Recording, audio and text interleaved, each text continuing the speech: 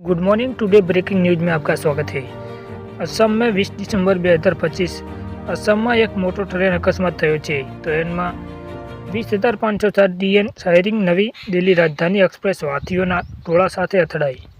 ટક્કર એટલી ગંભીર હતી કે એન્જિન અને 5 કોચ ટ્રેન ફાટા પરથી ઉતરી ગયા। જોકે ટ્રેનમાં સવાર કોઈ મુસાફરને ઈજા થઈ ન હતી। સ્થાનિક લોકોએ જણાવ્યું હતું કે ટોળામાં 8 હાથીઓ હતા, જેમાંથી મોટા ભાગના લોકોના મોત થયા હતા। આ ઘટના હાથી કુરડીઓ તરીકે નિયુક્ત ન કરાયેલા વિસ્તારમાં બની હતી। ટોળાને જોતા જ મોટી ફ્લાઇટલેટ ઇમરજન્સી બ્રેક લગાવી હતી। ટ્રેન હાથીઓ સાથે અથડાઈ હતી, જેના પરિણામે અકસ્માત સર્જાયો હતો।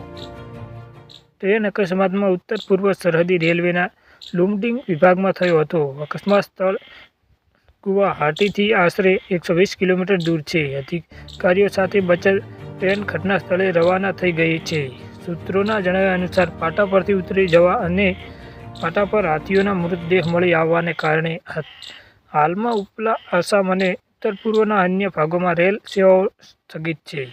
પાટા પરથી ઉતરી જવાની ઘટના અને હાથીના શરીરના ભાગો પાટા પર વિખેરાઈ જવાને કારણે ઉપલા આસામ અને ઉત્તર પૂર્વ અન્ય ભાગોમાં રેલ સેવાઓ અસ્થાયી રૂપે ડાયવર્ટ કરવામાં આવી છે। આ ડિવિઝનમાંથી પસાર થતી ટ્રેનો યુપી લાઇન દ્વારા ડાયવર્ટ કરવામાં આવી રહી છે। અસમમાં ટ્રેનના પાટાનું સમારકામ કરવાનું ચાલી રહ્યું છે।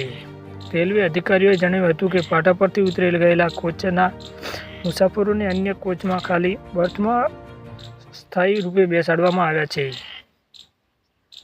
અગ્રસ્ત કોચને અલગ કાર્ય પછી પાટા પરથી ઉતરી ગયેલી ટ્રેન ગુવાહાટી માટે રવાના થઈ। ગુવાહાટી પહોંચી પછી અસરગ્રસ્ત કોચના મુસાફરોને સમાવવા માટે વધારાના કોચ ઉમેરવામાં આવશે અને ટ્રેન તેની મુસાફરી ફરી શરૂ કરશે।